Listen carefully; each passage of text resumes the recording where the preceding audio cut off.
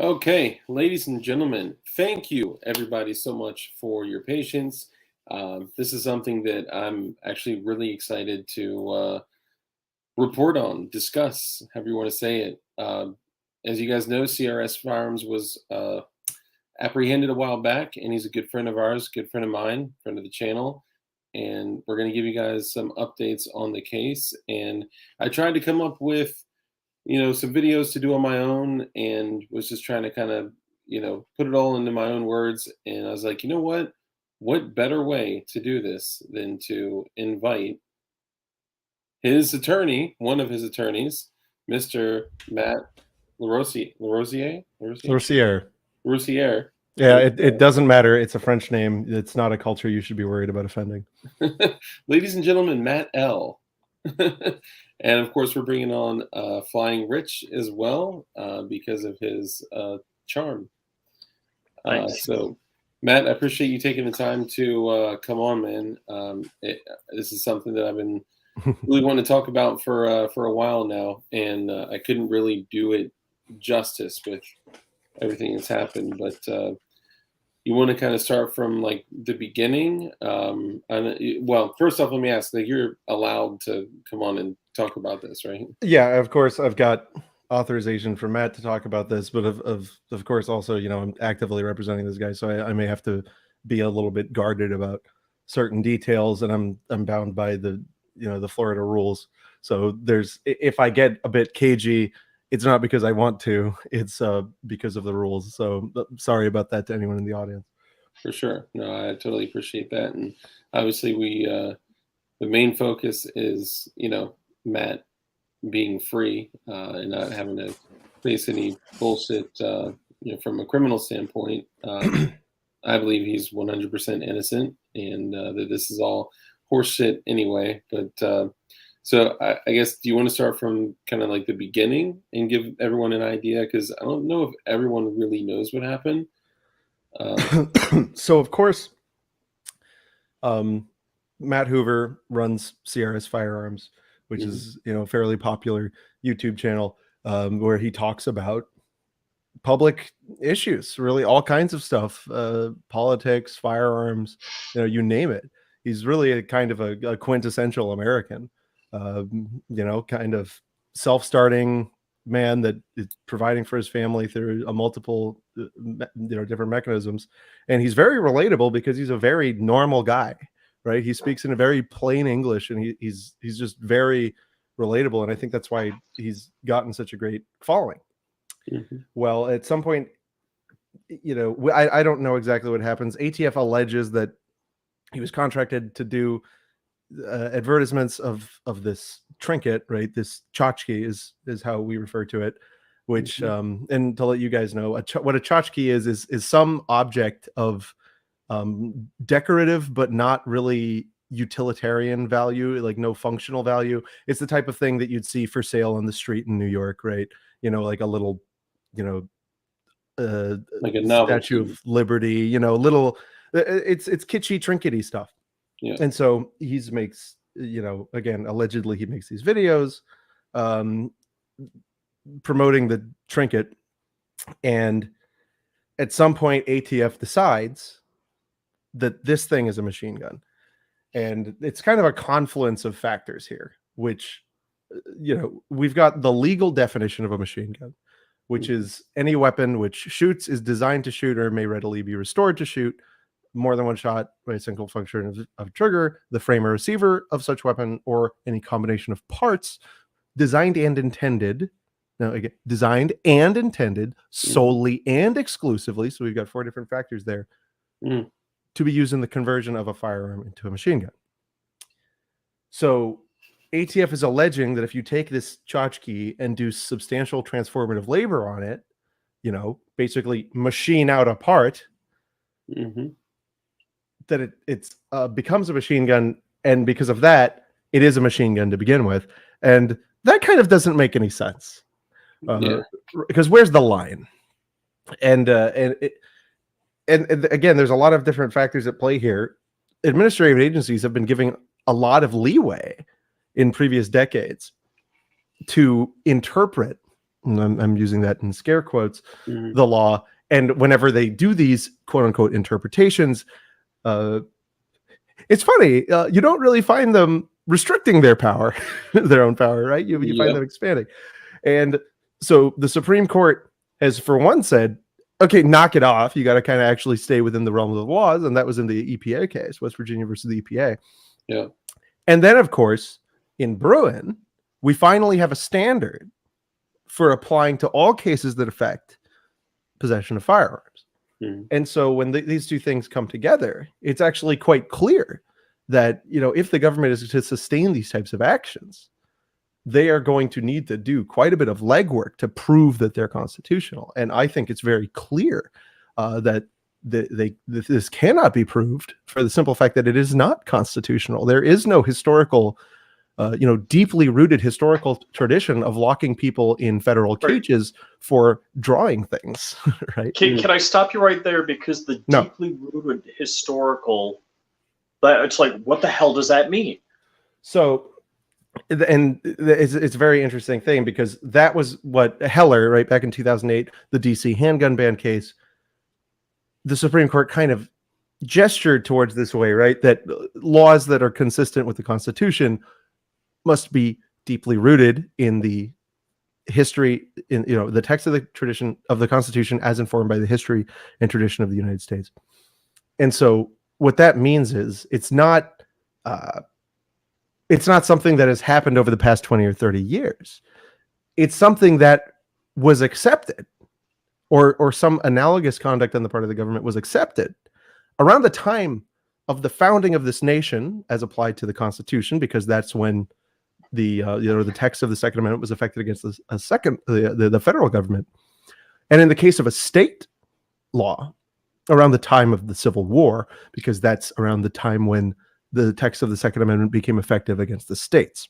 Mm-hmm. And so here with the National Firearms Act, it's a federal law. And so we need to have a understanding, at least in my reading of how these things go, any regulation that affects simple firearms possession, simple peaceable firearms possession, must be deeply rooted. There must be historical record of such regulations at the time of the founding in the 1790s. And lo and behold, there was no federal arms control laws of any character until 1934. Yeah.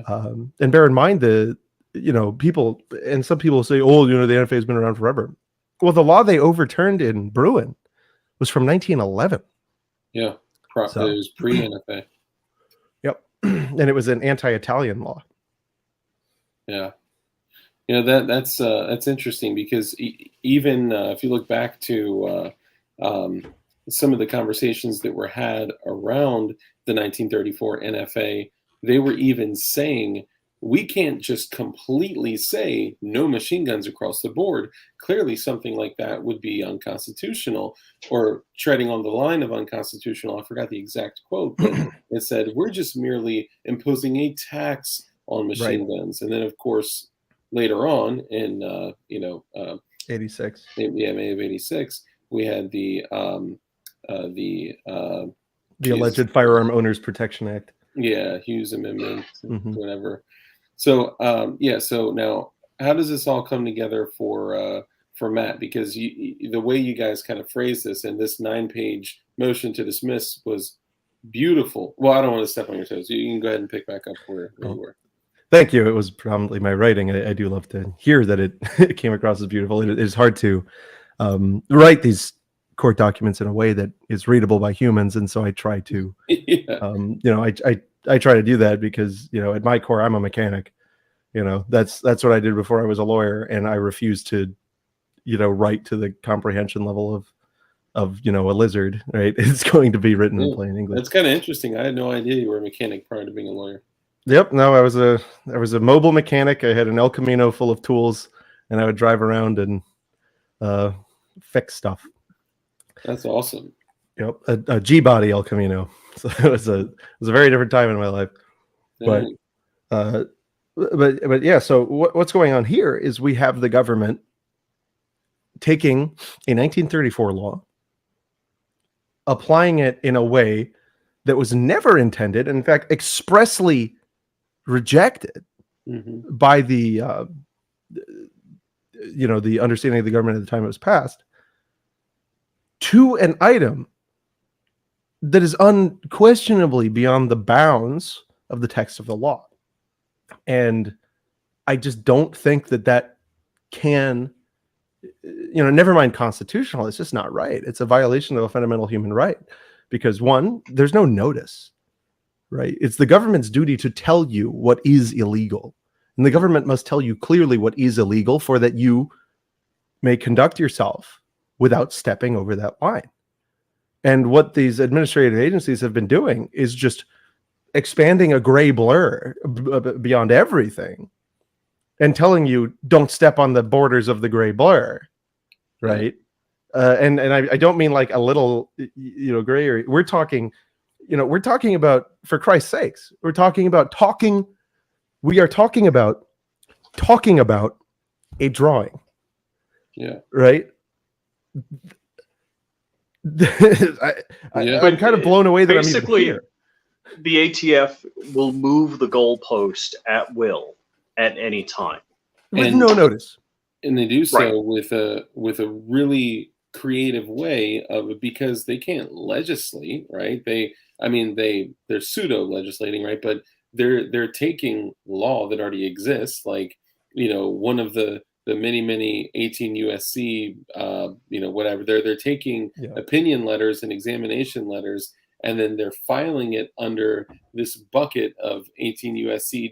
or whatever. So they're saying, due to our opinion, due to our fat D, we've determined that X falls under this category, right? So they're not having to legislate. Law already exists. So, but even if, and that's completely unconstitutional for them to just be able to, haphazardly throw shit out there and say, we think this may be, so you could get 10 years in jail and up to $250,000 in fines. Right. But even if Bruin didn't happen, which it did, even with all that shit to the side, we're talking about a novelty piece, like a card with a drawing on it. For them to allege those are machine guns is it's bonkers. Yeah. I can't even get my head around it. And this isn't my first case. I've had some cases where I was very upset, right, for what was going on to my client. But this is one, and that's not but it's one of the first cases where I'm just like looking at it and I'm like, this is actually clown shoes. What are you doing? Yeah. Like, this isn't just bonkers. It's like knuckle dragging, window licking insane. Yeah. I do not understand how anyone could, make a legal argument that a drawing, right? Even and they haven't even, I don't even believe that they've properly alleged that it was an exact, 1-for-1 drawing. Yeah. That's another thing. I haven't seen that. But then saying that is the thing. Yeah. And the thing is, when I listened to the prosecutor, and she's devilishly creative with her words, they're calling, every time they're referencing his alleged charges, they're saying the sale of machine guns, selling machine guns, that they're constantly calling the item or items a machine gun or machine guns. So when you're looking at perspective, right, of like, let's say a jury or anyone, they make him sound like he was selling Mac 10s out of a trash bag in front of a school. Like it's crazy.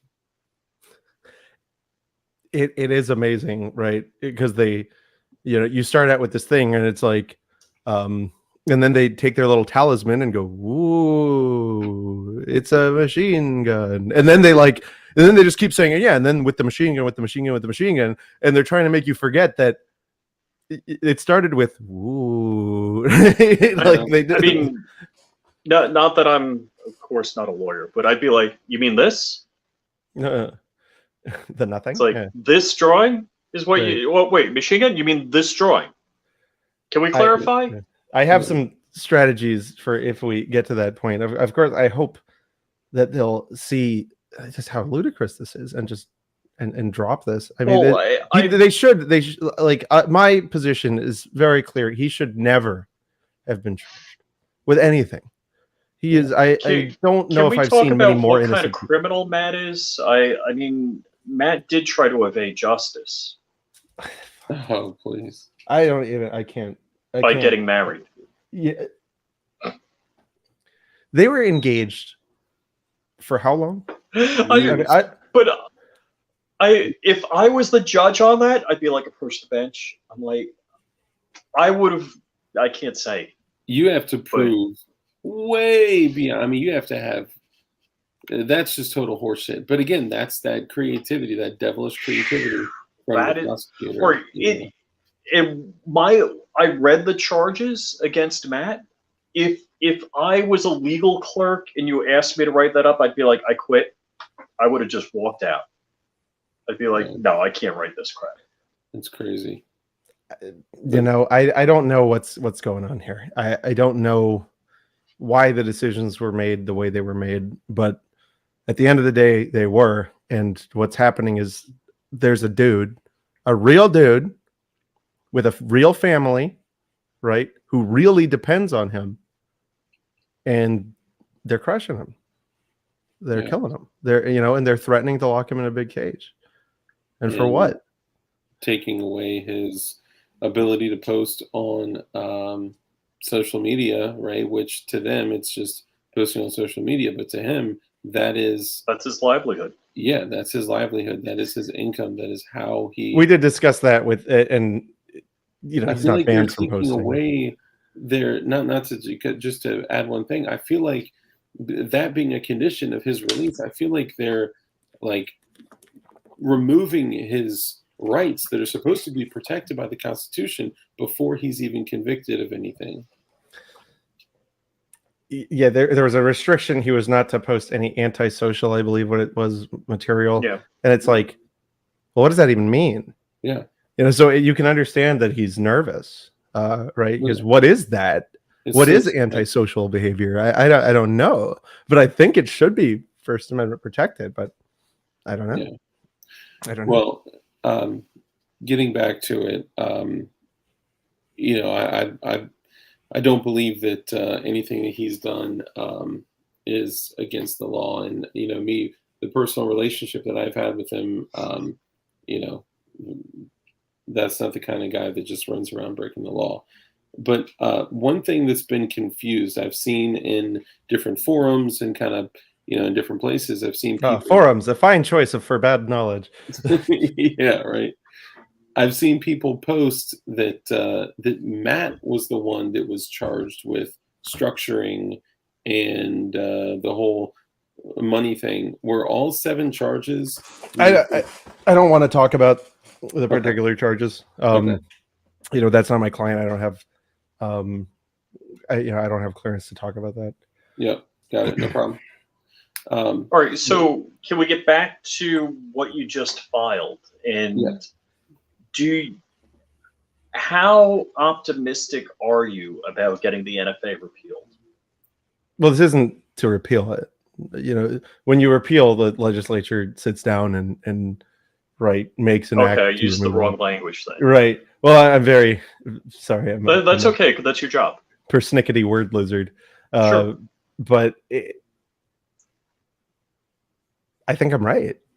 I think we're right. I think you're right also. So, you know, but let me rephrase the question. A judge at that level, would he say, I agree with him? Or do you think he's going to somehow pass it, like maybe like deal with Matt's issue and ignore the NFA portion?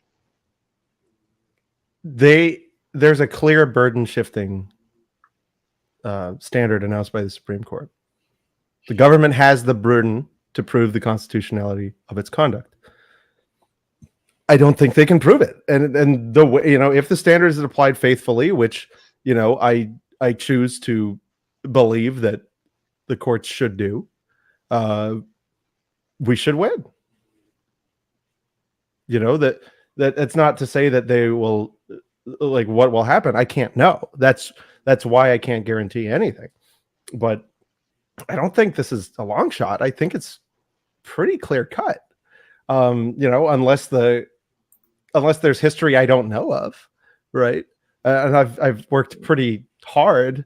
I spent a long time combing through the Library of Congress to find this testimony. I spent a long time combing through the Library of Congress to find advertisements dating from the early 1900s advertising the sale of hand grenades and 18-pounder cannons. You know, and with such wonderful languages, any man with property may, with the mark of his sigil alone, be outfitted with such at no further inconvenience to himself. And I'm like, that doesn't sound like, you know, like, That's so beautiful. Well, but I don't, you know, the history is a big thing. I don't know what's there. Maybe they find something that, whatever, but I couldn't find it. Well, and it's hard too to, you know, and we don't necessarily have to dive too much into this if you don't want to, but you know, it's hard too to you know, to bring up the whole common use thing when something has been restricted for nearly a century, right? Like how I would even argue, right? And we touched on that. We touched on that, and just to like be sure that sophistry wasn't done here. And I see Corn Pop's Revenge is talking about Miller, which is one of the most misunderstood cases in the history of the Supreme Court. Miller is a total goat show, and its standard, the standard that was kind of used in Miller, actually would tend towards a repeal of the NFA.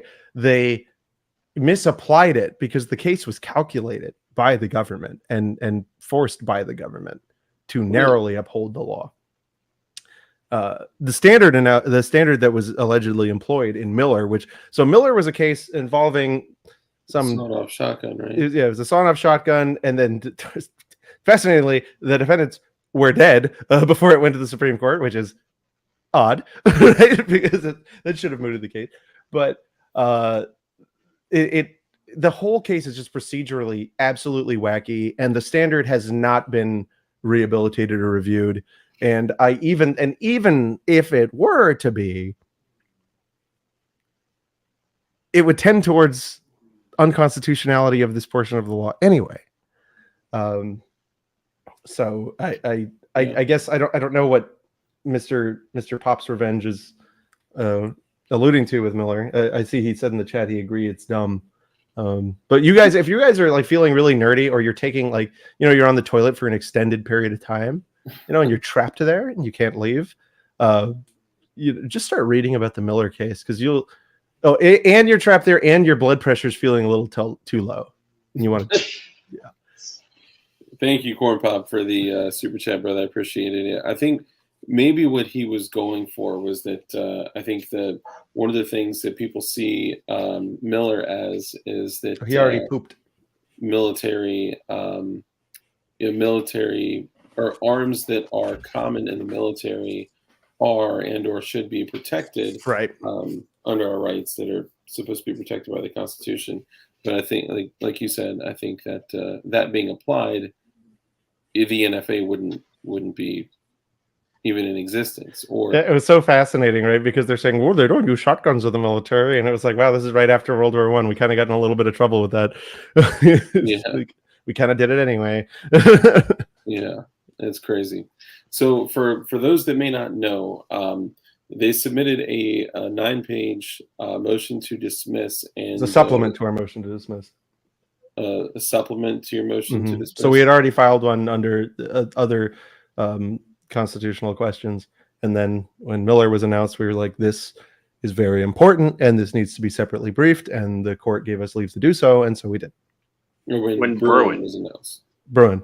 Yeah. What did I say? Miller. We were just talking about Miller, though. Yeah, Bruin. But yeah, so when Bruin was announced, you guys basically submitted a supplement to your motion to dismiss, saying that obviously you guys are still retaining the same opinion that your client, CRS Firearms, Matt Hoover, did nothing wrong, and that these were not machine guns. However, because the government alleges that these are machine guns, you're saying that the NFA is unconstitutional and it, shouldn't be applied, couldn't be applied, wouldn't be applied.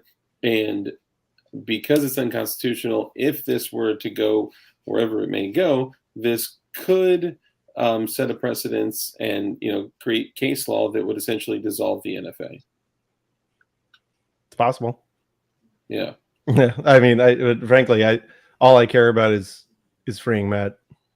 Yeah. That's all I care about, and I think what me and Zach are doing is we're using all the tools at our disposal. We're using, the full extent of the law to represent the interests of Matt. And I think we're doing it correctly.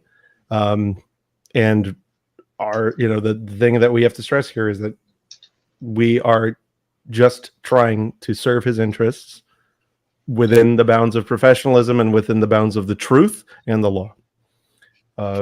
We didn't even really seek public attention from this.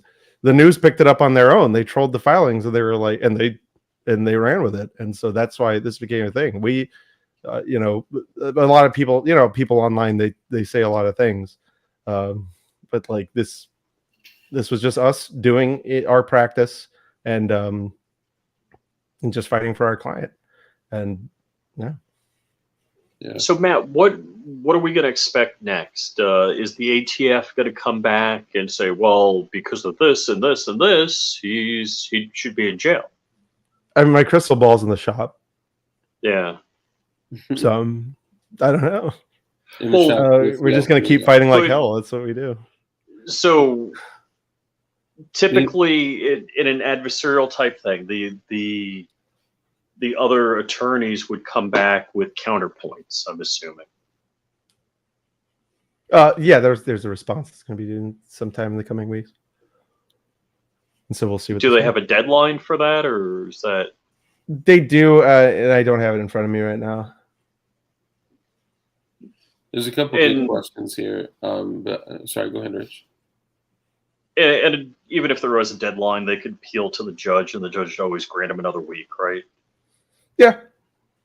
I mean, the prosecutor may be having a hard time. It is a fairly, important thing to respond to. And if they need more time to try to find, historical record, historical data, stuff like that, it kind of be reasonable for them to do so. But I haven't heard anything about that yet. So. Well, what maybe another way to ask the question, and this may be crazy, what are some potential outcomes that may happen? So the relief that we're seeking is, we're doing a facial challenge, which is ignoring the facts of this case. The text of the law violates the Constitution, which is true. And the alternative to that, we're saying, all right, if you don't want to go that route, or if you somehow disagree with us there, cool. The text of this law as applied to our client violates the Constitution. The way it was applied here violates the Constitution. And then, we have First Amendment challenges, we have vagueness challenges. There's a lot of avenues that we can go because, again, we pull out all the stops. Now, let's say that, just kind of playing this out a little bit further, and Corn Pop, I see you, Rob. I won't forget about you. Hang tight. So let's say that they say, oh, you know what? He's right. Gavel down. Matt's free. Boom, walk.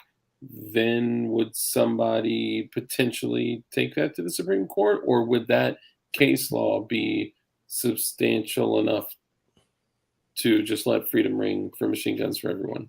So trial courts aren't binding on other trial courts. So it would have to. So one more time. Like, you have to get case law at a court that is above other courts. Okay. Right. So the trial courts are the main stage.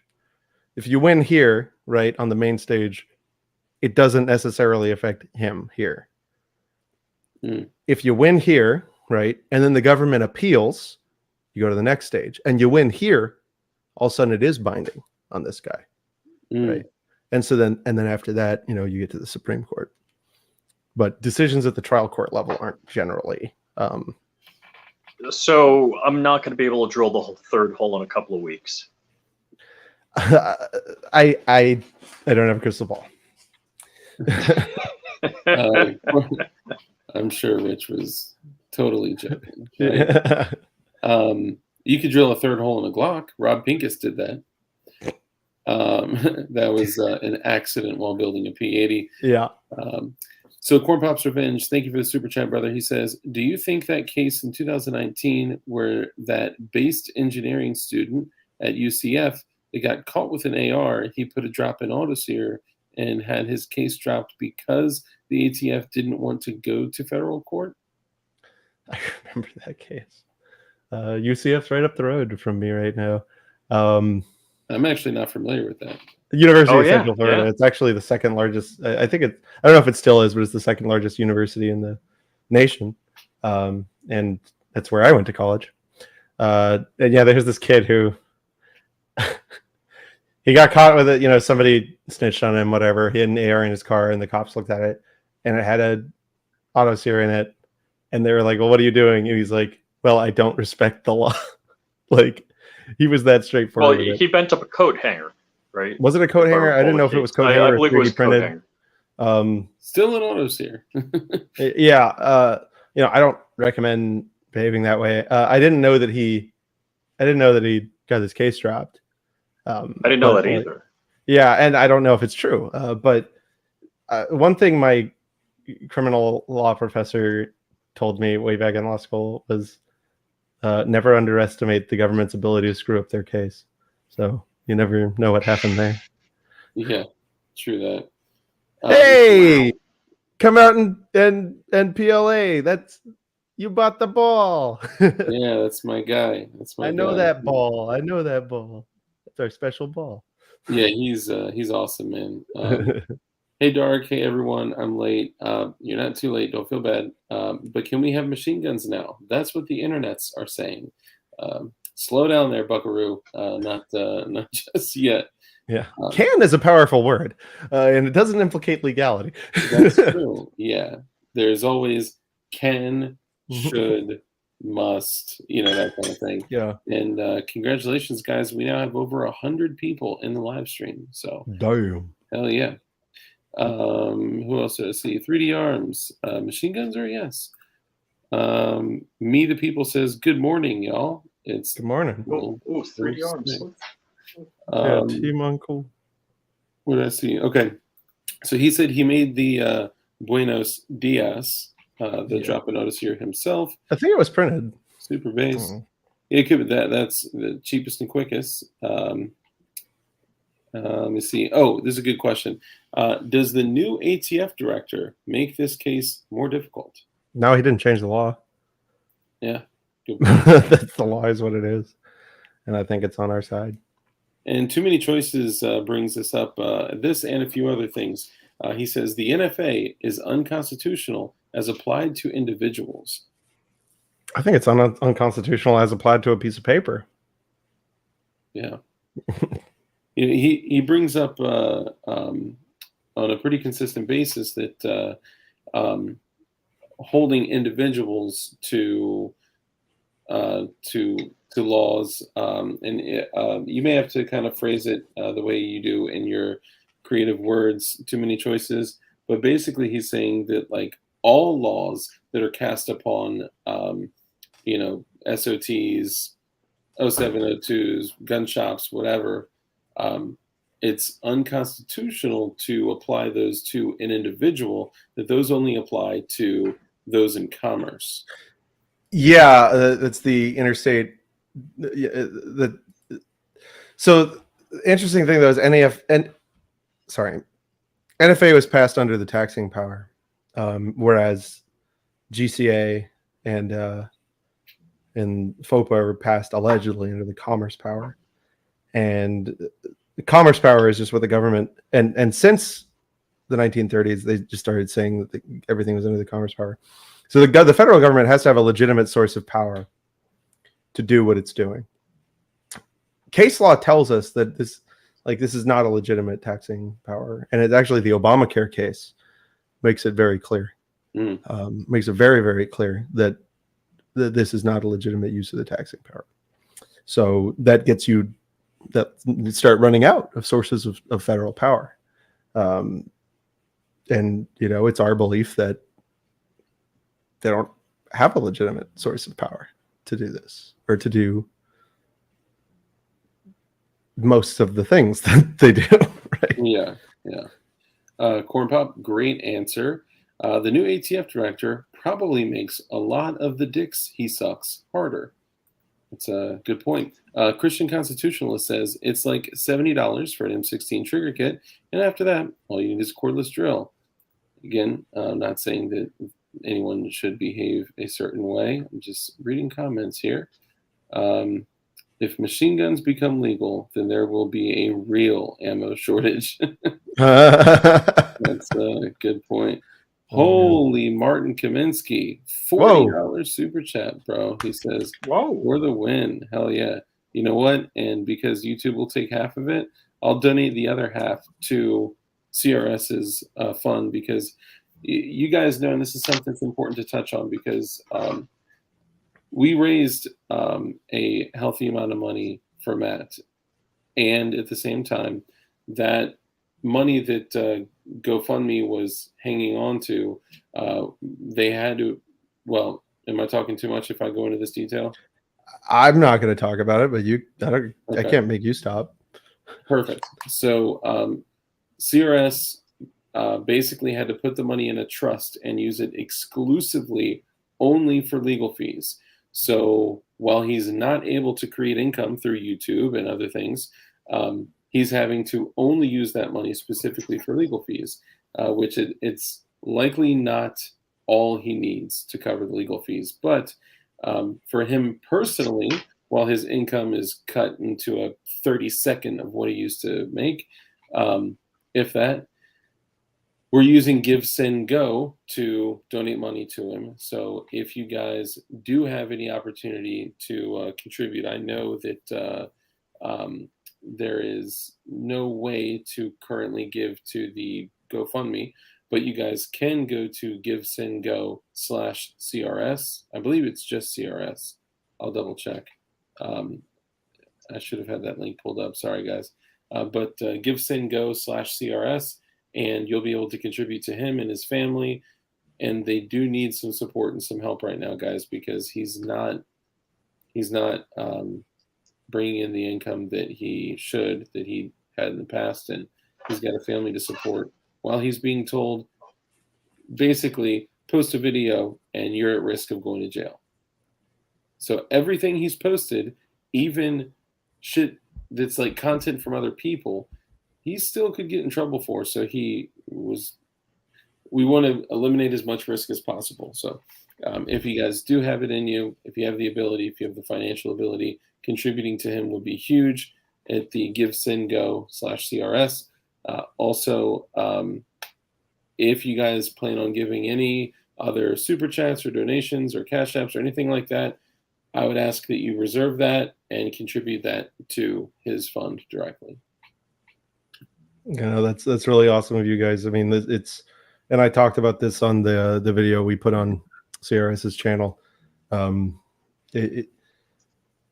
Of course, we want to have the tools to be able to take this all the way if we have to. But at the same time, there's the very real situation that they've taken this man's livelihood away, and it really does make you sick. And one thing I always tell people, everyone's got an opinion, right? But it's always today thee, tomorrow me. Yep. So if you ever worried that, someday you might be the victim of arbitrary and capricious enforcement of law, maybe you should put it forward today. Great point. So how does the ATF get away with industrious regulations? I guess it would be like regulating an industry using deference to regulate the firearms industry while using makeshift legislation that's obviously not real legislation. It's not passed through Congress. Bear this in mind, right? Because you're kind of conflating a couple things, which is normal because it's so preposterously, ridiculously confusing. Bear this in mind, and we brought this up previously to the court. They didn't change the law. They didn't do anything through the proper legal channels. But I know you guys remember recently they did the framer receiver ruling. Yeah. Right. I'm sure you were interested in that, right? You're in the 3D space like I am. Of course. And, I read that whole bloody thing. Yeah. And you know how many times they talked about anything like this? Goose egg. Zero. Yeah, never. And so they didn't even, while they were just doing a major unconstitutional administrative overreach through the Administrative Procedures Act, they're saying that this is now illegal because we divined it. Yeah. This is beyond just regular administrative overreach. This is turbo deluxe administrative overreach. and it threatens, and guys, it threatens you. It does. The single largest growing area of law enforcement is this administrative. This is the single biggest expanse of documents, policies, and practices that affect the day-to-day lives of Americans. You think it's Congress passing all this stuff? You think it's your state legislature? Nuh-uh. It's this stuff. It has to get reeled in. John Crump Live, Super Chat, brother. He says, they believe they get their power from God, which is so interesting because that's where we get our rights from. With we're given our rights by God, right? By your creator, by the universe, whoever you believe made you. You're given your rights by your God, and those rights that are bestowed upon you, that are that you're endowed with, are supposed to be protected by the Constitution, of which government employees and agents and these people take an oath to swear to uphold, which is interesting. Yeah, don't get me going on that shit. Yeah, kind of crazy how we. I'm sorry, that shit just gasses me up. It's like, I had to swear an oath. I had to swear an oath to be a defense lawyer. It's like, where was your oath? Where? Yeah. Oh, you swore it. Well, first, they don't believe in God, or they think they're the gods themselves. Probably a combination of both, I'd say. 2EDU, what's up, brother? Good to see you. He says, the day that the APA became law, we gained a fourth branch of government, and America died a little bit more. I'm not familiar with that acronym. Administrative Procedures Act is what I was just talking about. Oh, gotcha. It's what it set forth the procedures for administrative agencies to create rules and promulgate regulations, because it was threatening to get almost as bad as it is now, and that's why they passed the Administrative Procedures Act. The Administrative Procedures Act actually prevents it from being way worse, which is wild to think about. Wow, that is crazy. Not the topic. I always find it interesting that I'm reading this when it says that it's not on topic, but that's okay. But did y'all notice Biden wants to protect privacy in a period tracker app? So, that's interesting. You got schizo posters? What's that? I love schizo posters. Oh yeah, that's why. That's probably a quarter of my viewers here. Where's Gerchop, guys? I started getting very schizoid emails after our filing made the news. I got very, very schizoid all caps emails. Are you getting hit up by leftist extremists? Or? No, it's mostly people who want to be helpful, and so it's sweet, but it's also like, thanks, I read that. Yeah. Did you know that? And then they'll say something ridiculous. In all caps, and it's like, oh my god, my eyes, that hurts. Yeah. John, they don't believe in God. They believe they are God, which is just like Flying Rich said. Chevron deference can't go away soon enough. Oh no, too many choices. I love Too Many Choices. He's always in my premieres. He's such a good guy, very insightful. And no, he brought up a thing that we glossed over, but that we we brought up in our first motion, the rule of lenity. Okay. And this is very important, and it's because this isn't a constitutional principle. This is a principle that dates back to the origins of government. We're talking from before Christ, which was that it's the duty of the government to tell you what's permitted, or not what's permitted, what's forbidden, because everything is to be permitted, unless you're in Europe. But that's beside the point. So the rule of lenity is a millennia old legal principle that if a law is vague, right? If there's anywhere that's unclear, it must be read to restrict the least possible conduct. Right. Mm. And that's a rule that is, like, if you want to talk about deeply rooted in American tradition, it's deeply rooted in human tradition. And so this crap, like, on top of everything else, takes the rule of lenity. And if the rule of lenity exists after this, they took one of them big lead pipes and smashed it like maybe 39 times, That's crazy. So essentially, if there's something vague, that somebody described it to me similar to what you said. They said something along the lines of that it should weigh in benefit of the civilian or citizen or whatever. Right? It should, the least restrictive. So it should prohibit the least conduct that can be read. Right. Okay. So let's say that you've written a sentence which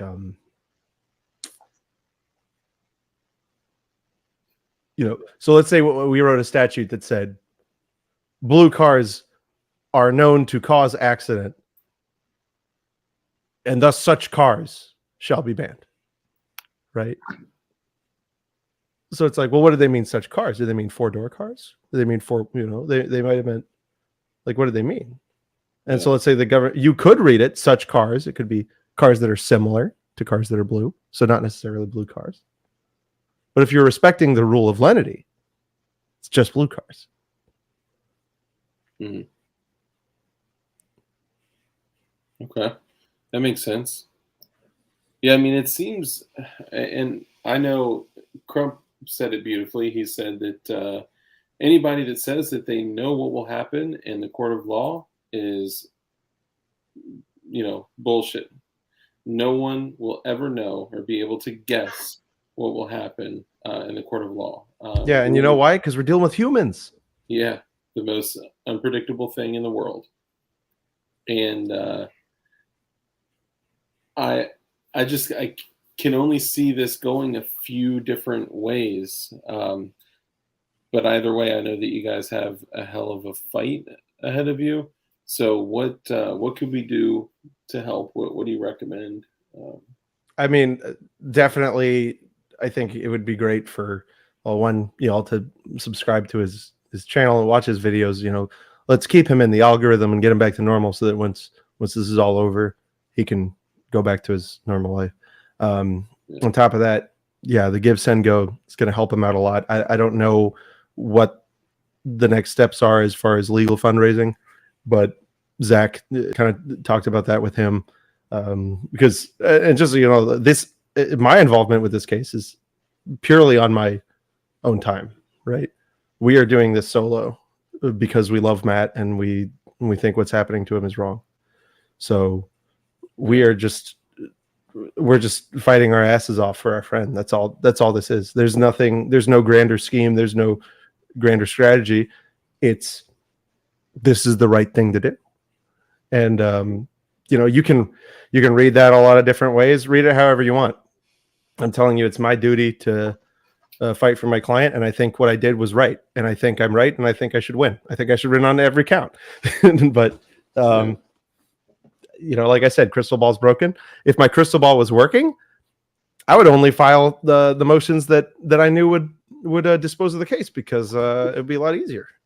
Yeah, through that. This is something else I just wanted to bring up, and it's external to Matt, attorney Matt. Yeah, that was kind of confusing.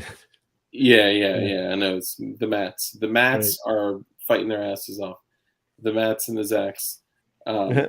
So a lot of people, are coming in after the video came out, and they were like, what the hell? Like, all these organizations aren't helping, and a lot of people were given the GOA shit. And it's important to say, and I, Dark, am personally saying this, so no one else can be held accountable for what I'm saying, that the GOA, John Crump, the GOA, me, we all kind of were having conversations of, what we could do to support them. And CRS just kind of decided to take it a different route. So there's nothing like bad, no hard feelings, but a lot of people started kind of bad mouthing the GOA, and I don't want anyone to ever go back and think negatively about organizations that fight for our rights. Just to know that there's always something more to the story that, like, we don't see or talk about. But I just kind of wanted to. Yeah, no, we just brought that up because people are misunderstanding and giving credit to these organizations, and we're just like I don't want to misattribute anything. I don't, and I'm not saying anything negative. I'm saying the simple facts is that the entities right now that are backing Zach or not backing Zach, backing Matt Hoover are Zerme Law and myself. Yeah, that's who it is right now. That's not a values judgment. That's just what it is.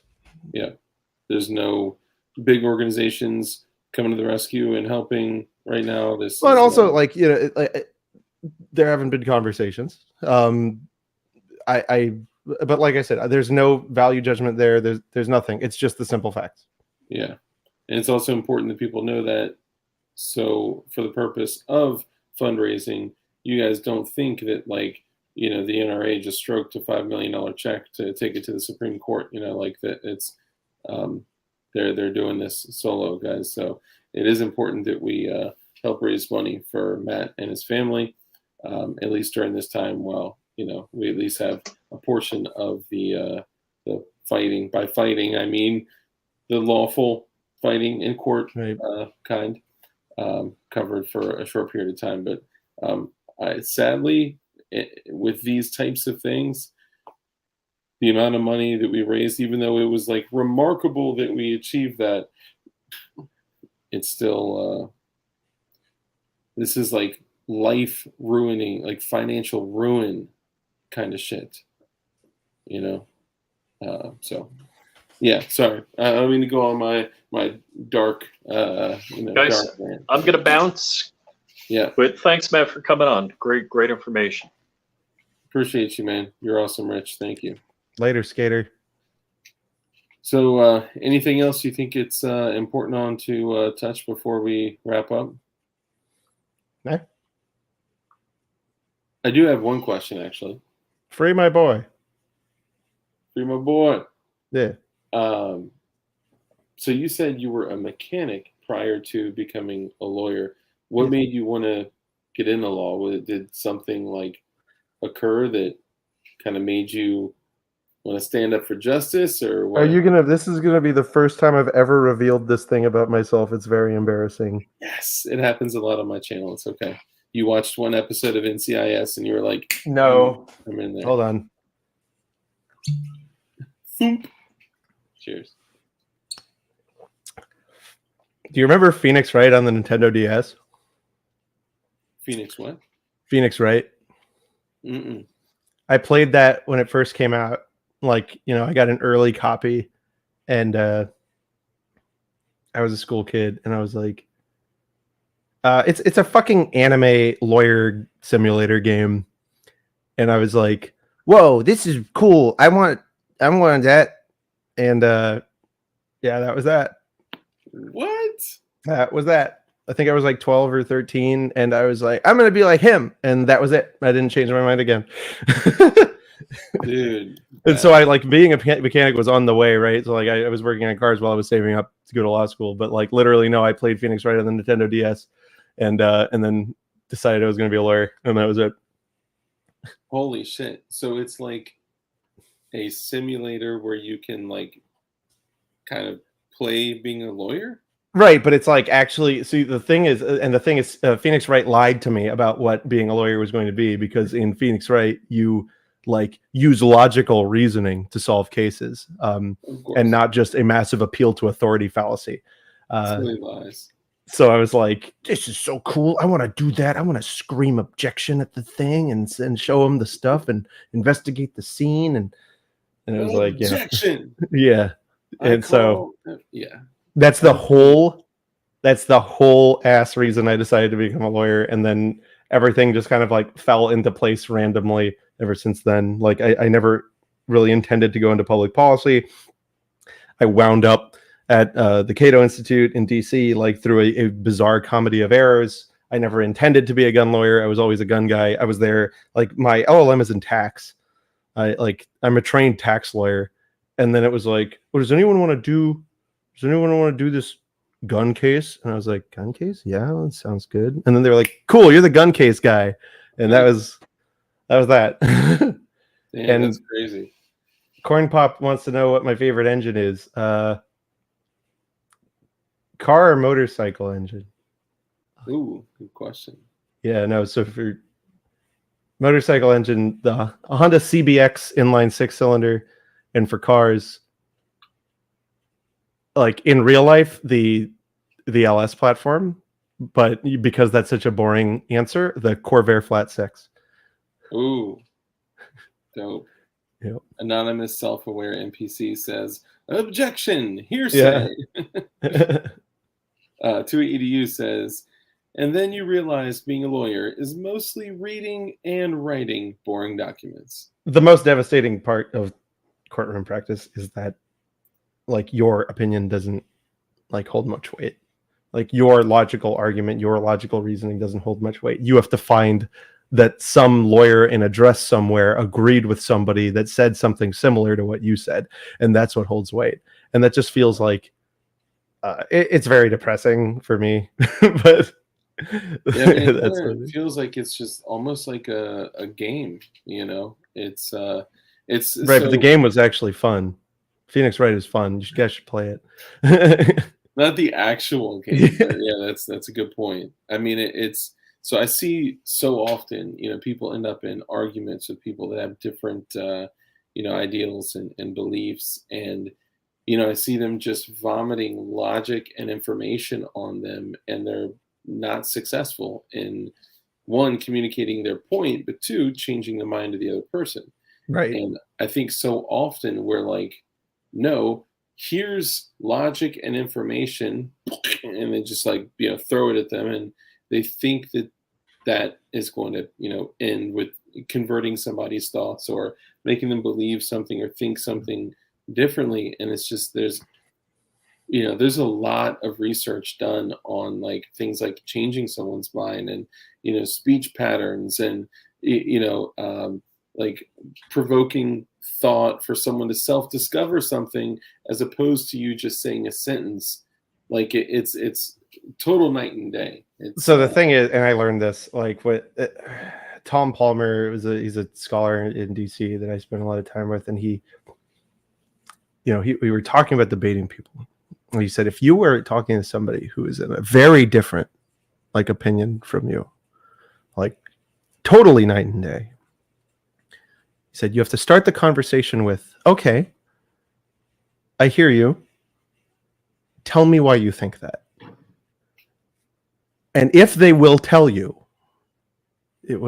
you should keep talking to them because you might learn something. But most people won't tell you why they think a certain way. Yeah. And so it's possible to change people's minds, but you need to talk to somebody who wants to learn and who is curious.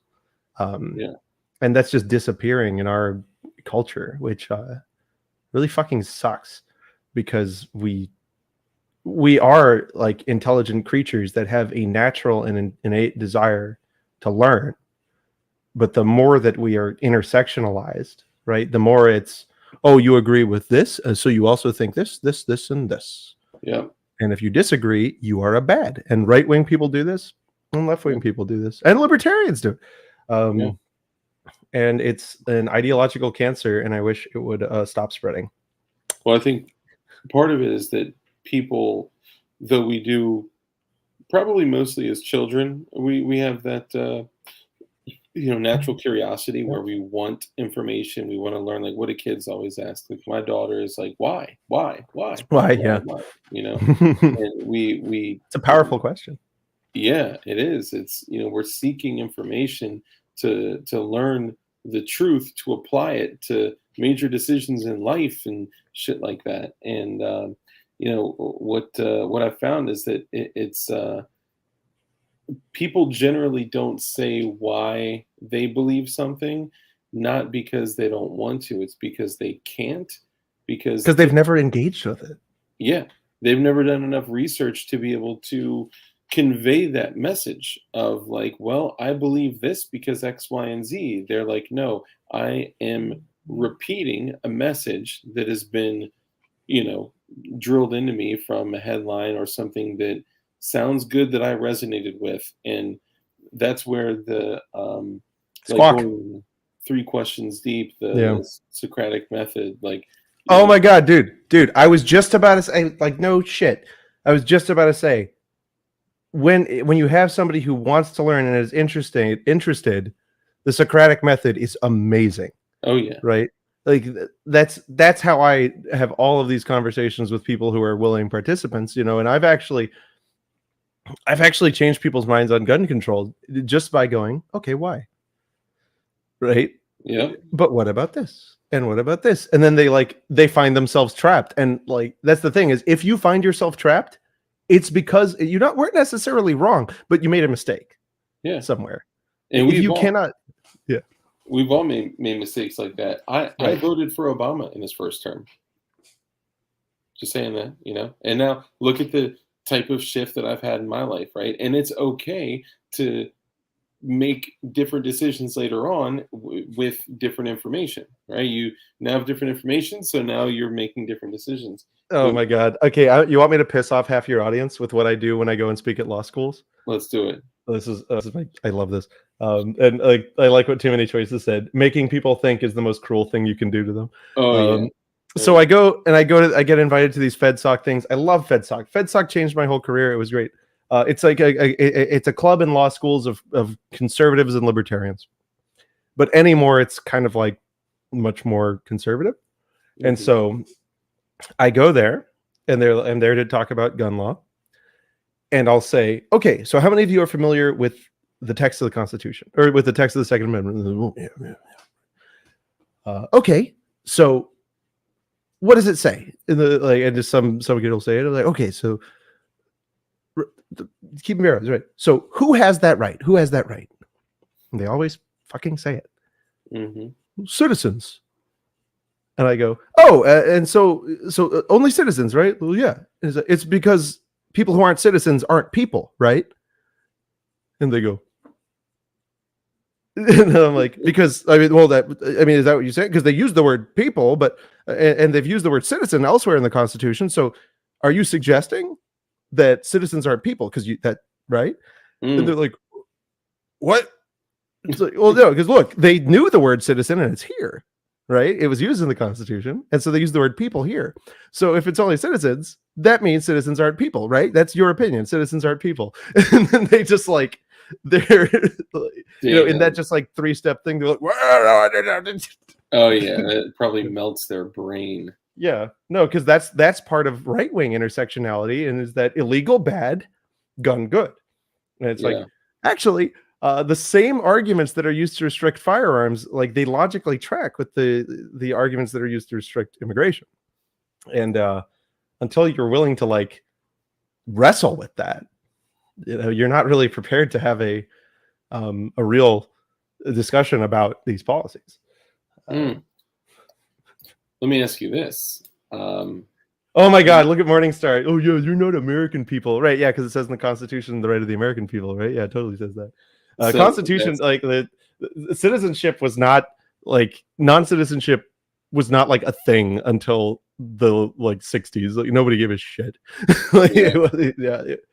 Dude, it's funny because like I say all the time, like you know, it's a human right, right? So many Right. people talk about the Constitution as if as if God-given rights Right. only apply to those that are protected by the Constitution. And it's like, well, hold on, are we talking about human rights? You're Are we right. talking about constitutional rights? Because I hear people all the time, even extremely well-educated, like firearm activists, Right. that talk about the rights that are given to you by the Constitution. And I'm like, Yeah. It's like, knock it what? off. I know that it is. I mean, look, I didn't, you know, come into this and everything knowing like the Constitution is, you know, negative liberties, I guess, as you describe it. Mhm. But so what are your thoughts on felons and firearms? The history here, and my friend and colleague Joe Greenlee has a great article about this, is that people committed high crimes, felonies, right? And this is back in those days. There was only like 7 felonies. Would temporarily lose their rights to a firearm. Temporarily. And this was like, you know, people who were convicted of treason would get their guns back after like 3 years. It was that, and people who were disaffected to the cause of liberty and the independence of the states. So this was generally targeted at people who were loyalists. Yeah. So that's the extent of firearm like rights relinquishment, and it was that like traitors got their guns back in most cases automatically. And so nowadays, like the I forgot which acts it was. There's this series of acts that like made thousands and thousands of pieces of like incredibly boring conduct felonious. So like getting concrete from buying wood pulp from a shady vendor, well, that's a felony. You know, lobster too small, felony. You know, mislabeling the bagel, felony, right? Like Damn. I mean, there are a lot of crazy ass laws. Like in Virginia, you're not allowed to have a toilet inside of a home, inside of a residence. Yeah. Because back when that law was, I don't know if it's been changed yet, but it was actually written because back then there were only outhouses. Mhm. So it would be totally, you know, unsanitary to have an outhouse inside of a home, right? And it's amazing how bad the government is at repealing laws. Yeah, right. At Yeah. least the ones that you know that they don't want to repeal. You know, when it comes to the whole felons and firearms thing, I personally am of the belief that you know, if somebody you know, let's say they commit a felony and then they're arrested, or they're, you know, arrested and then they're convicted of felony, and then they go to jail. Let's say they do 13 months because you need to do over 12 Right, months. 12 months in a year and a day, right? Yep, 366. Yeah. So let's say they're in for a year and a day. The only thing that separates them from the rights that were given to them by God would be the fact that they're incarcerated, right? It's the removal of you know, access to property. Right. So when they're released back out into the world, you know, I think like on their way out, they should be given their gun back or their whatever, you know. When That used to actually happen, by the way, at prison. Yeah, I like heard actually they would like physically take your gun and hand it to you on your way out. Yeah, like when you were arrested, they would take your firearm, and when you were released from jail or prison or whatever, they would literally give it back to you on the way out. Like, have a good day, sir. Here is your sidearm. And like, you know, that was somewhat informed by the frontier nature of the United States, which was get home safe. Yeah, you know, yeah, right. Like you're and also like bear. so much has changed in this country, and not for the better. Like uniformed law enforcement. You know, chat, tell me when you think uniformed cops started walking around this country. Tell me what year. Let's just see a couple years. 1894. Let's hear some other ones. That's my guess, and it is a literal guess. I have no idea. Right. Come on, chat. Liberty to utilize your rights. 2A EDU's got it. It was the early 1900s. Ooh. Dang. Yeah, Red Dead Redemption. That was too early. You wouldn't have had uniformed cops like that. Wow. And guess what? It worked. We didn't need them. The old sheriff system, right? The old deputy system, where it was just members of the community, and it's like, hey, I'm going to force you now. I'm putting this badge on you. Keep people from dying, please. And it was like, okay. Criminals wouldn't survive very long today if they weren't protected by the law. That's a fair point.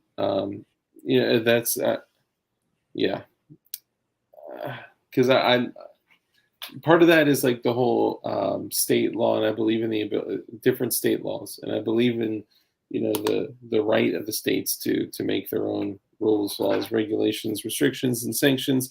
But some shit is just out of hand, like California and New York. That's crazy. Oh, what do you think about that? And Morningstar is completely right. Power should be a burden, not a career. It's 100%. Oh, yeah, true that. Yeah, so Congress didn't used to get paid, right? Wasn't it like a volunteer? And I don't know. I'm genuinely. There was some flux, but it was like not the payments that like the stipends were not like a salary, right? It was some basic costs, meals and things like that. It was not a career. No. Yeah. Huh. Interesting. Yeah. No. I think Too Many Choices. It was kind of viewed more like a stipend. Wouldn't you agree? Yeah. It was basically like a travel stipend. It's like, okay, you're gonna have to eat away, and you're gonna have to, your farm back home is gonna be a little suffering. So here's a biscuit. Yeah. But it was like, you're supposed to be a successful person who contributes a lot to the community in order to be financially capable of doing this. Right. And so again, it's that burden thing. Yeah, that's a great way to put it. And Choices, I love you too. He said nice things about me.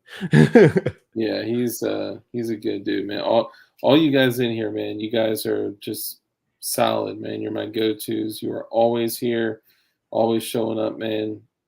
Corn Pop, Something Original, PC, Dirt, Sport Brand, come out in PLA, Too Many Choices. Man, all you guys. I could. Yeah, these guys are great. A lot of them are on my channel too, and you guys are great. I'd love to see you around anytime. I appreciate that. Oh, and this Something Original one of my patrons is just bought me a I've never had a study Bible. Mm-hmm. And he bought me a study Bible engraved with my name on it, and I think this is the best thing I've ever had. Like every page, you've got the English New Standard text on top, and on the bottom, just a bunch of historical references. Wow. It really makes it makes the story so much more like compelling, because they'll be like maps, like this is where this happened, and like this is who was president, this is who was in charge at the time. But it's like, I think anybody, if you're like, if you're wanting to study the Bible a little bit more, you get a study Bible. These are incredible. It's a game changer. There are people that read, and then there are people that study books. And I think that when our mindset switches to studying something, it doesn't mean like we read something and put it back on the shelf. It means that we consistently revisit it. Every time that we revisit it, you kind of look at it through a different lens, because like you've read it, you've studied it, you've developed, you've changed. Then you go back and you see things differently because you're seeing different things. And it's kind of like the quote, a man can only step in like a river one time, because when the man returns, the man has changed and so is the river. Right. It's a game Oh, I've changer. never heard that. That's really good. Yeah, I probably butchered it, but it's like no, but that's really powerful. And that's actually like I watch the original Blade Runner every year on Laserdisc, and really? I swear I have an entirely different experience every time. Oh, Yeah. that's crazy, dude. Nope. You really should have been here for my last episode. I'm going to show you something real quick. If how into Blade Runner are you? Into it enough to seek the Steyr action to make my own blaster. Okay, so let me show you this real quick. I was on with P.D. Ralph, and I see this dude submit this build, and I see it, and I'm like, oh my god! Like, Ralph starts talking about the Glock, and I was like, dude, you're totally missing. Like, there's like glory happening here in the background. So, oh yeah. So get this. We got a Stars Beretta and a blaster. Yes. How many of those do you think are functioning, fireable props? The blaster is hard. I can't tell if the blasters the blaster fires. All three of them. And he got the actual Steyr action. Like, he's got it on there. It's really hard to make those function. Yeah. It's obviously, like, you have to literally unscrew the set screw and, like, yeah, and pull out the bolt, right? Yeah, it's a huge pain in the ass, but he has fired it, and it's a Charter Arms 44 Special Bulldog.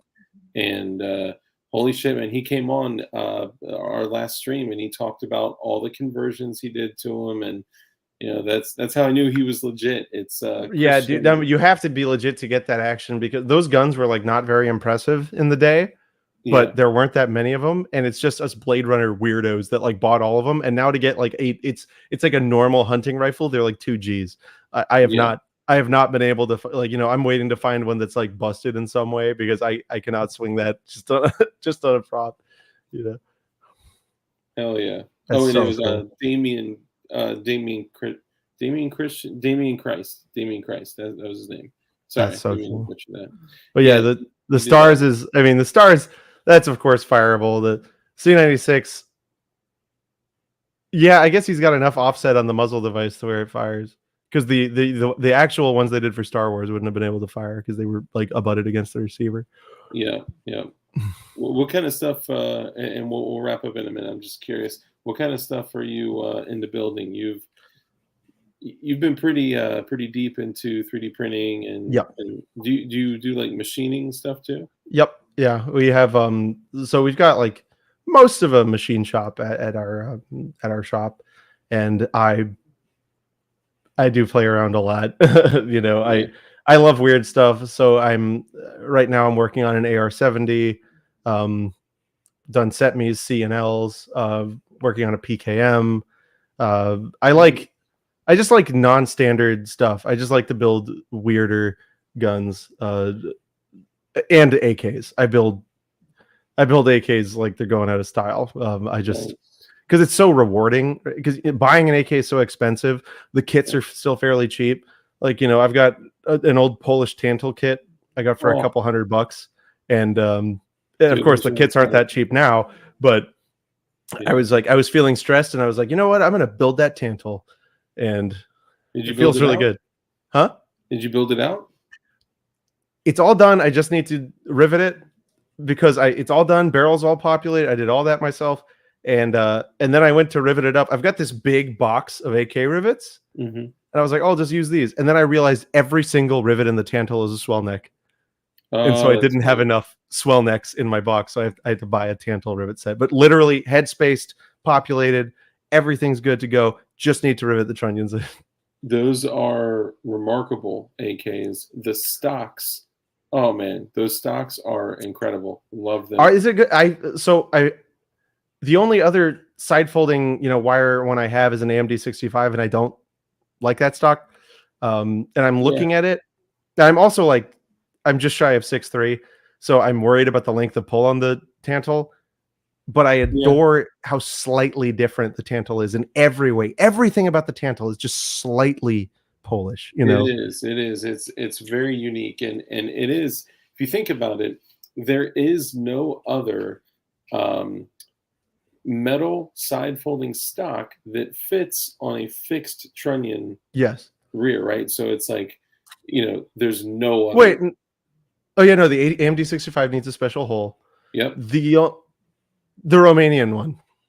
The Romanian folding the paratrooper one. What Romanian paratrooper stuff?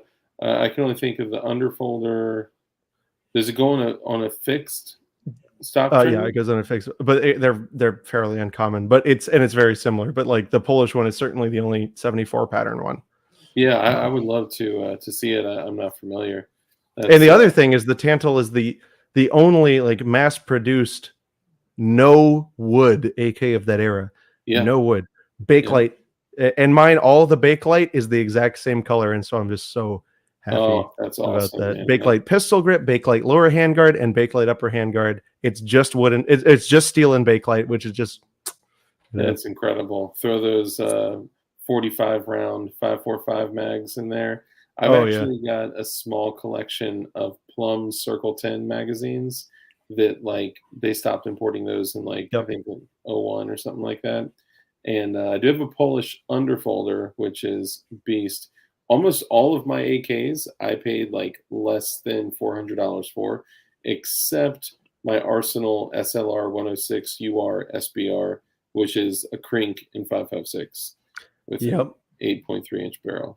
So I also, all of my AKs were built, except I was at this pawn shop and they had a Polytech Legend milled. What? And you know what those suckers go for, right? And I was like, God.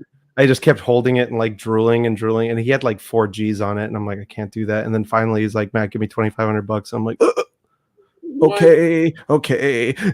I gave him my credit card. But so yeah, like that's that was my big AK purchase, but man, that was worth it. A milled, and it has the Chinese runes on it. It's one of the very early ones that's got Chinese writing on it. Damn. I was awesome. like, Tui Edu says also that there are other military folding stocks that fit fixed trunnions. I was not. Now, of course, I do know that there's an ass load of folding stocks that fit on fixed trunnions, but I wasn't aware of any that were like country correct, period correct, like like that kind of thing. I know the Romanian paratrooper ones and the Polish. There might be another one, but like I know a lot Mahdi. I think the Egyptian Mahdi stuff. The Mahdi, and the AMD 65 is a weird hybrid, like a weird.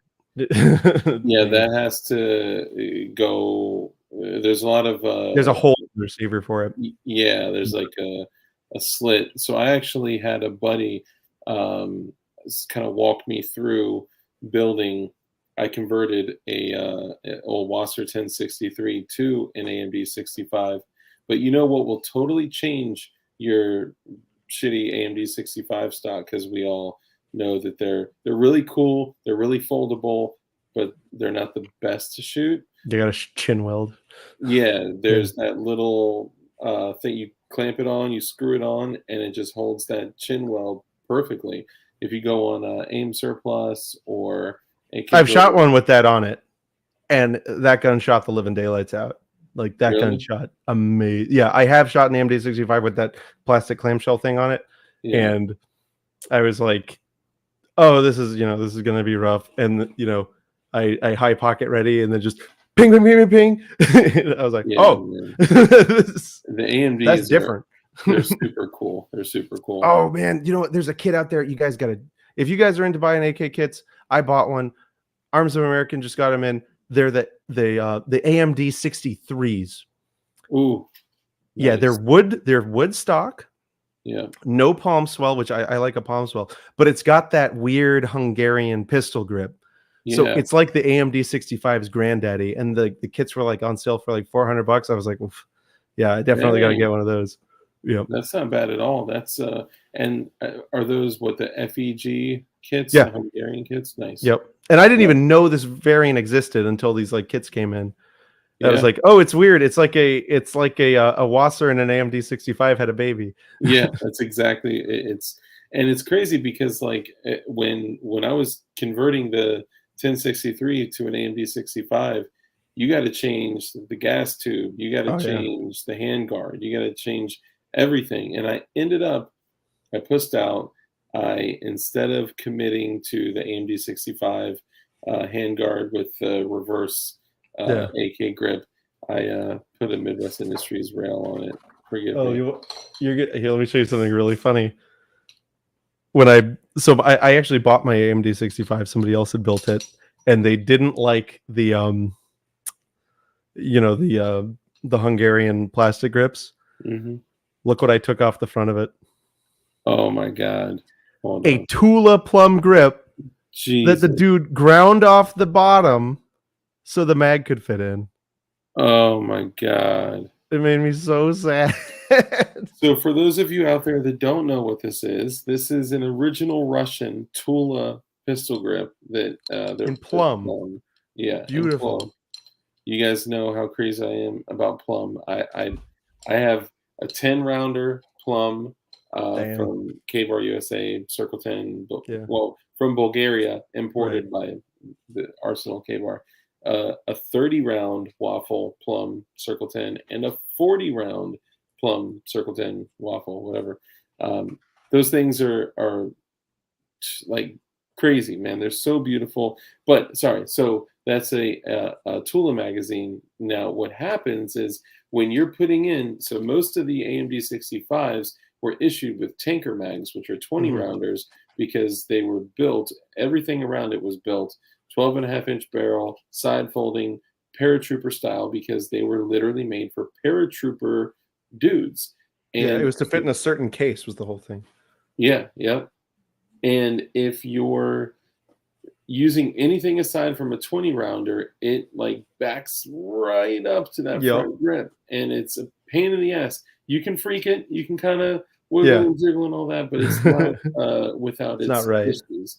So this guy milled down a freaking original Russian Tula plum pistol grip. Oh man, that's terrible. And it just tells you how cheap this must have been at that time, right? Yeah, yeah. Like, you know, I'm sure there was a time you could get a Tula plum grip for $10, but that time ain't today. Dude, I had a guy offer me a plum AK sling. I've never seen a plum AK sling like this. I think it was Bulgarian, and a Tula grip and a plum circle 11 or no circle 10 Circle 10. bayonet for $10. And And I declined it because I just didn't have the cash. Didn't want to run to the ATM. Yeah. I was at a gun store, a gun show, and I was like, no, whatever. I see that stuff all the time. Yeah, and you're just like burning. Yeah. Oh my god, that's so funny. Dude, the sheath of that bayonet could get, more than that. Dude, I only run plum AK-74 mags because Nice. I don't know if it's like just a luck or a superstition thing for me, but they run in all my 545 guns flawless. Yeah. So there was a couple years back they did that big import of them and they were $20. So I ordered like 20 of them, and now they're like 80 or 100 bucks. You got them for $20? Yeah, dude, this was only like 2 years ago. They got a bunch of them in. What? Yeah, and so I was, but right before that import came, they were like, $80, and so I saw that coming. I'm like, these are going to be my mags. Boop, boop, boop, boop, boop. Yeah, that's crazy.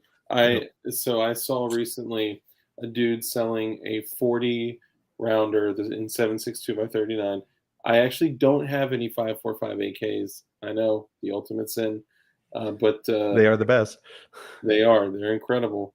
A dude was selling one 40-round Plum Circle 10 AK magazine for $250. I literally like refreshed the screen, sold.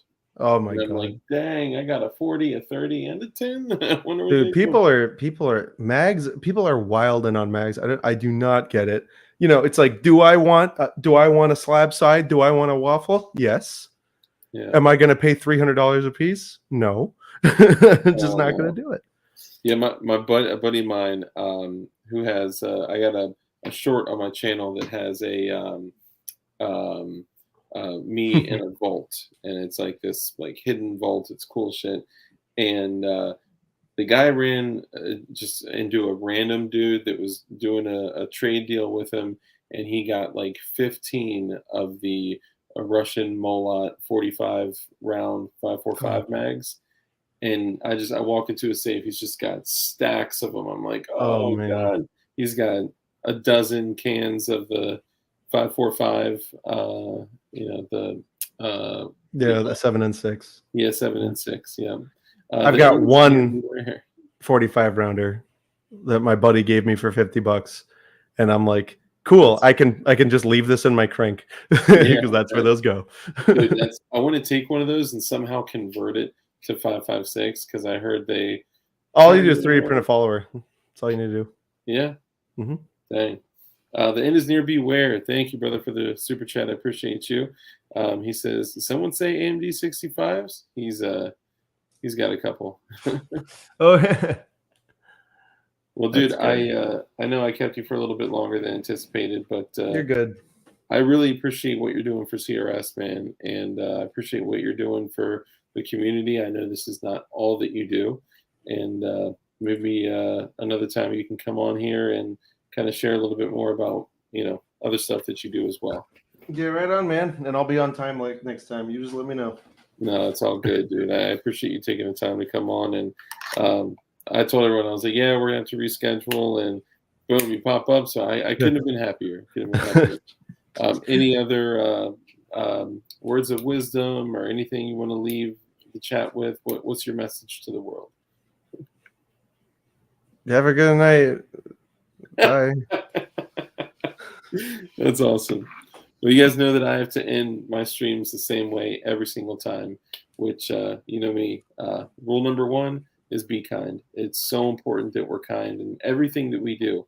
Everyone is looking at you, and even people, like we talked a little bit about, like talking with people of opposing beliefs, right? If some people think that anyone who has guns is a dirtbag, or anyone who's on this side is racist, or anyone, whatever, change their mind through your kindness, right? Like being kind is the cheapest thing that you can do with the highest net return on the other side of it. But also, of course, live a life of care, compassion, and contribution. Murphy's Law says, Dark, get me to 1,000 subs. Everybody, go to Murphy's Law and subscribe to his channel because I asked you to very nicely. Yeah. And of course, Matt Rossier says the same thing. So yeah, give him subscribers. Yeah, it's free. It's free to do. Yeah, just do it. It's whatever. It's free. Yeah. Look, I'm gonna do it. Super easy, super freezy. Live a life of care, compassion, contribution. Give to others. A hand that's open to give is open to receive. So bless others, and you shall be blessed as well. But don't do it to get blessed. Just know that usually happens. And be safe, be dangerous, and keep that thing on you. And tonight, being appropriate, I'll say, because we can't handle firearms, keep that thing on you. Look at that bad boy. That's it, y'all. I appreciate all of you. Thank you for stopping by, and we'll see you on the next one.